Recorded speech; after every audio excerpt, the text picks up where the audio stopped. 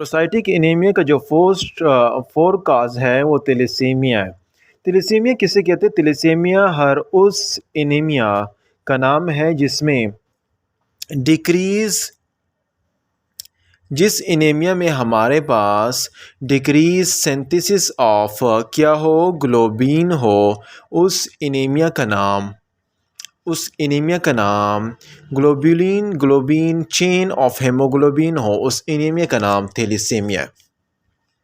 Thalassaemia उस condition का नाम है जिसमें हमारे पास ग्लोबुलिन की चेन की सिंथेसिस कम हो, उस कंडीशन का नाम थैलेसीमिया है। याद रहे ये हमारे पास इनहेरिटेड म्यूटेशन कंडीशन है जो हमारे पेरेंट्स से ट्रांसफ़र होती है डाउन टू द ऑफस्प्रिंग। ये ऐसी कंडीशन है जो इनहेरिटेड म्यूटेशन कंडीशन है। इसकी डिवीज़न की अगर बात की जाए तो या तो हमारे पास अल्फ़ा थैलेसीमिया होगा या तो हमारे पास बीटा थैलेसीमिया होगा। अल्फ़ा थैलेसीमिया उस थैलेसीमिया का नाम है जिसमें हमारे पास अल्फ़ा जीन्स में चेंजेस आए, और बीटा थैलेसीमिया उस थैलेसीमिया का नाम है जिसमें हमारे पास बीटा जीन्स में चेंजेस आए, उसका नाम बीटा थैलेसीमिया है। दोनों की म्यूटेशन कंडीशन है, अल्फ़ा में अल्फ़ा जीन चेंज हो रहा है और बीटा में बीटा जीन चेंज हो रहा है। याद रहे इस इनहेरिटेड म्यूटेशन में जब ग्लोबिन चेन अल्फ़ा या बीटा चेंज हो जाए तो वो आरबीसी जिसमें अल्फ़ा या बीटा ग्लोबिन चेंज हो जाए, उसमें हमारे पास मलेरिया के चांसेस कम हो जाते हैं। क्यों? क्योंकि उसका जो नॉर्मल स्ट्रक्चर है वो चेंज हो गया और वो सेल्स हमारे लिए प्रोटेक्टिव हो गए against RBC, against Plasmodium. Against Plasmodium वो इफ़ेक्टिव हो जाता है, प्रोटेक्टिव हो जाता है, तो इसलिए वहाँ पर मलेरिया के चांसेस कम हो जाते हैं। तो यहाँ पर हम बात कर रहे हैं म्यूटेशन की। जो ही म्यूटेशन हुई ये सेल प्रोटेक्टिव हुए। अल्फ़ा थैलेसीमिया है और बीटा थैलेसीमिया, अल्फ़ा में अल्फ़ा जीन चेंज आता है और बीटा में बीटा जीन चेंज आता है। याद रहे जो 4 अल्फ़ा जीन है वो हमारे पास लाई करते हैं क्रोमोसोम नंबर 16 पर। 4 अल्फ़ा जीन क्रोमोसोम नंबर 16 पर, अगर उनमें से एक जीन, अगर सिर्फ और सिर्फ एक जीन क्या हो, डिलीटेड हो जाए, अगर उसमें सिर्फ एक वो जीन डिलीटेड हो जाए तो उस थैलेसीमिया का नाम एसिम्प्टोमेटिक, तो वो एसिम्प्टोमेटिक होगी, उसमें कोई सिम्टम ऐसे वैसे शो नहीं हो। अगर उसमें हमारे पास दो जीन डिलीटेड हो जाए तो वो थैलेसीमिया जो होगी वो हमारे पास माइल्ड एनीमिया काज करेगी। माइल्ड एनीमिया कैसे काज करेगी? तो माइल्ड एनीमिया मतलब जो हेमोग्लोबिन का चेंज हुआ तो उसके वजह से हेमोग्लोबिन की कॉन्सेंट्रेशन चेंज हुई, haemoglobin concentration it will leads to anaemia. अभी आरबीसी की काउंट कैसे डिस्टर्ब होगी? तो इसलिए यहाँ पर आरबीसी की काउंट भी हमारे पास डिस्टर्ब होगी। तो ये जो 2 जीन्स हैं ये या तो हमारे पास डिलीशन कितने फॉर्म में हो सकते हैं, या तो हमारे पास सिस डिलीशन हो सकता है और या हमारे पास ट्रांस डिलीशन हो सकता है। अभी सिस डिलीशन किसे कहते हैं और ट्रांस डिलीशन किसे कहते हैं? सिस डिलीशन उस डिलीशन का नाम है जिसमें बोथ जीन्स जो हैं उनकी क्या हो, उन बोथ जीन की डिलीशन जो हो, बोथ डिलीशन ओकर एट सेम क्रोमोसोम पे जब दोनों जीन्स की डिलीशन हो जाए उसका नाम सिस डिलीशन है। ये हमारे पास most of the Asian people जो एशिया कंट्री में लाइज करते हैं उनमें ये होता है सिस डिलीशन। ट्रांस डिलीशन की अगर मैं बात करूं इसमें क्या होता है, 1 डिलीशन एट ईच क्रोमोसोम होता है, एक का लोकस एक साइड पे और दूसरे का लोकस ईच क्रोमोसोम। तो ये हमारे पास कहाँ पर मोस्टली जो अफ्रीकन और अमेरिकन पीपल होते हैं, अफ्रीकन और अमेरिकन पर्सन जो होते हैं उनमें क्या होता है, उनमें ट्रांस डिलीशन, सिस डिलीशन जिसमें सेम क्रोमोसोम पर हो, ट्रांस डिलीशन जिसमें हमारे पास अफ्रीकन और अमेरिकन पर्सन जो होता है उनमें ये हो जाता है।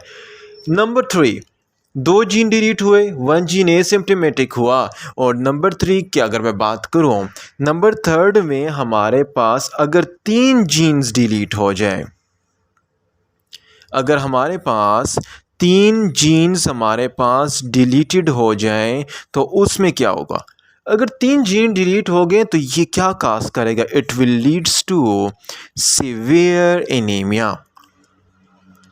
तो ये हमारे पास सीवियर एनीमिया काज करेगा जब 3 जीन्स डिलीट हो गए। याद रहे तो जो रिमेनिंग बीटा चेन रह जाएगा, अल्फ़ा की बात हो रही, रिमेनिंग बीटा चेन रह जाएगा, वो क्या बना लेगा, वो टेट्रामर बना लेगा। तो मीन्स बीटा हमारे पास क्या बनाएगा, बीटा 4, जिसे हम क्या कहते हैं, हेमोग्लोबिन H। तो हेमोग्लोबिन H बन जाएगा। जो ही हेमोग्लोबिन H बना है वो क्या कर देगा, डैमेज करेगा it will damage to RBC, वो डायरेक्ट इनडायरेक्ट RBC को डैमेज कर देगा। तो 3 जीन डिलीट हुए, हमारे पास सीवियर एनीमिया और बीटा चेन जो है वो टेट्रामर और बना के हेमोग्लोबिन H और it will leads to damage to the RBC। Number 4 की अगर मैं बात करूं तो ये तो 3 जीन्स है, अगर 4 के 4 जीन डिलीट हों, बहुत सीवियर कंडीशन है, अगर आपके पास 4 के 4 जीन डिलीट हो जाएं तो ये हमारे पास सीन कहाँ होती है, तो यहाँ पर सारे अल्फ़ा जीन क्या हो गए, सारे अल्फ़ा जीन हमारे पास गए। तो यहाँ पर ये हम देखते हैं इलेक्ट्रोफोरेसिस में, अगर हम इसे सीन करें, अगर इसका हम सीन करें इलेक्ट्रोफोरेसिस में, तो वहाँ पर जो गैमा चेन है वो गैमा चेन क्या, देखिए 4 जीन सब गए, गैमा चेन जो है वो क्या बनाएगा, टेट्रामर बनाएगा और उस टेट्रामर का नाम है हेमोग्लोबिन बाट। कौन सा हेमोग्लोबिन बनाया है, बाट हेमोग्लोबिन बना दिया है और वो बाट हेमोग्लोबिन फर्दर जाके डैमेज करेगा RBC को। तो ये वाली कंडीशन जो है जिसमें 4 के 4 जीन डिफिशेंट होते हैं, डिलीट हो जाते हैं, इट इज़ वेरी लिथल, ये बहुत नुकसानदेह है। कौन सी कंडीशन में, इन यूटेरो कंडीशन में, यूटेरस के अंदर जो कंडीशन आ रही है उसमें ये बहुत नुकसानदेह है। तो ये हमारे पास एक कंडीशन काज करती है जिसे हम क्या कहते हैं, हाइड्रोप्स फेटलिस, जिसमें हमारे पास सारे के सारे जीन क्या हो जाते हैं, डिस्टर्ब हो जाते हैं। तो अल्फ़ा थैलेसीमिया मैंने बता दिया है कि अल्फ़ा थैलेसीमिया जो हमारे पास वो थैलेसीमिया, इससे पहले थैलेसीमिया किसे पढ़ते हैं, ये हमारे पास माइक्रोसिटिक एनीमिया काज करेगा। माइक्रोसिटिक एनीमिया का जो चौथा पार्ट था वो है थैलेसीमिया।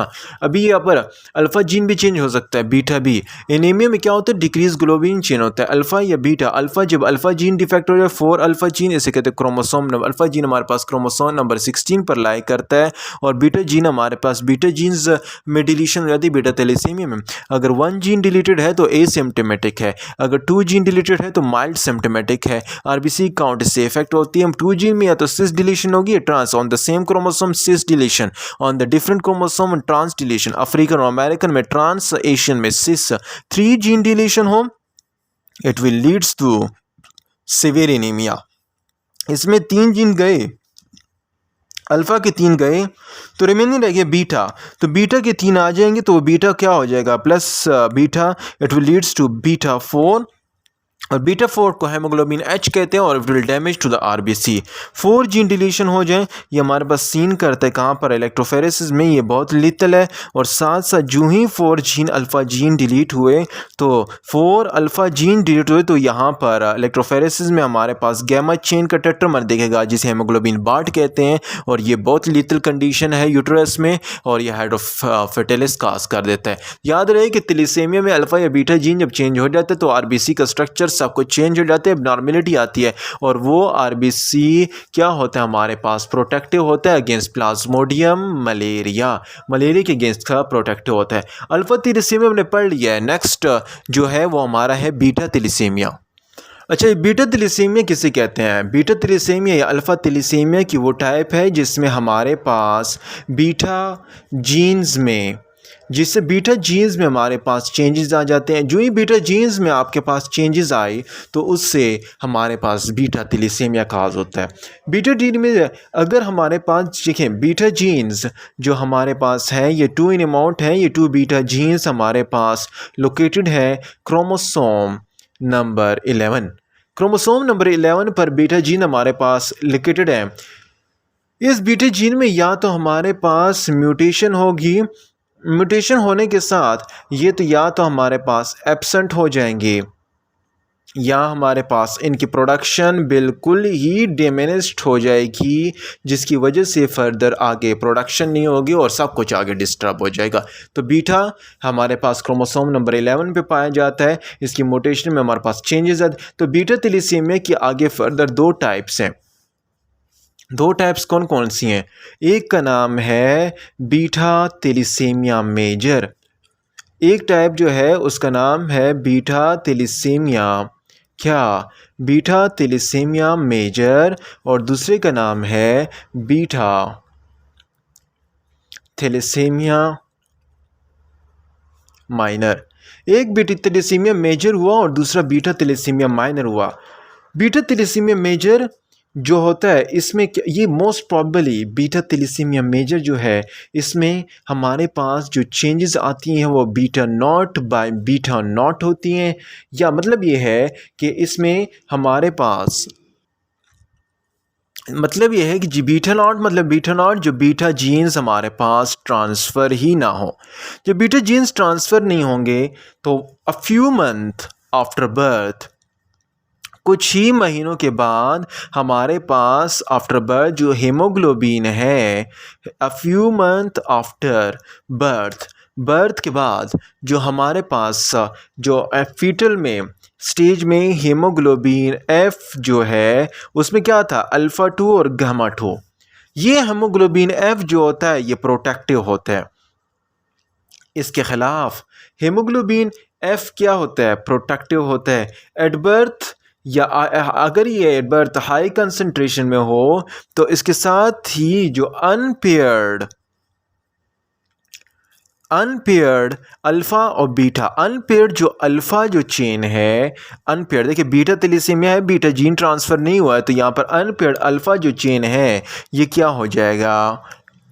ये प्रिसिपाइटेट हो जाएगा और प्रिसिपाइटेट होने के साथ ही इट विल डैमेज, ये डैमेज कर देगा आरबीसी को, और आरबीसी डैमेज होते ही एक्स्ट्रा वेस्कुलर हेमोलिसिस हो जाएगी।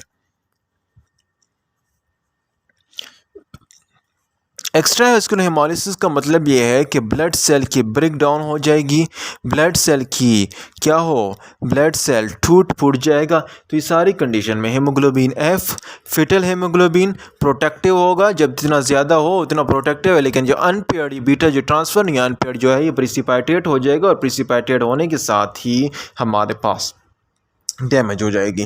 तो ये बीटा थैलेसीमिया मेजर में आता है। बीटा थैलेसीमिया माइनर जो अलग कंडीशन है वो हम आगे नेक्स्ट लेक्चर में पढ़ती हैं। इतना आप समझ लें कि बीटा जीन जब चेंज हो जाता है 2 बीटा जीन जो क्रोमोसोम नंबर 11 पर लाई करते हैं, अगर इसकी म्यूटेशन हो जाए या तो ये एब्सेंट हो जाए या हमारे पास ये डिमिनिश्ड हो जाए, इसके साथ साथ या तो हाफली ट्रांसफ़र हो हाफली ना हो, तो ये डिफरेंट कंडीशन राइज होती है, डिफरेंट कंडीशन के साथ साथ हमारी बॉडी में चलते हैं। तो this was all about beta thalassaemia and beta thalassaemia major. आगे जो हम नेक्स्ट स्टेप में पढ़ते हैं कि मैसिव थायराइड हाइपरप्लेशिया कैसे होता है, और इसके साथ साथ हमारे पास हाइपरप्लेशिया के साथ extra medullary haematopoiesis, vitamin B12 deficiency, folate deficiency anaemia किस तरह होता है। ये सारे थैलेसीमिया के गिर्द जो घूम रहा है ये माइक्रोसिटिक एनीमिया काज करता है। This is all about microcytic anaemia, उनका फंक्शन क्या है, माइक्रोसिटिक एनीमिया का anaemia of chronic iron deficiency, chronic blood loss, इसके अलावा थैलेसीमिया, ये सब हम पढ़ चुके हैं रिलेटेड टू माइक्रोसिटिक एनीमिया।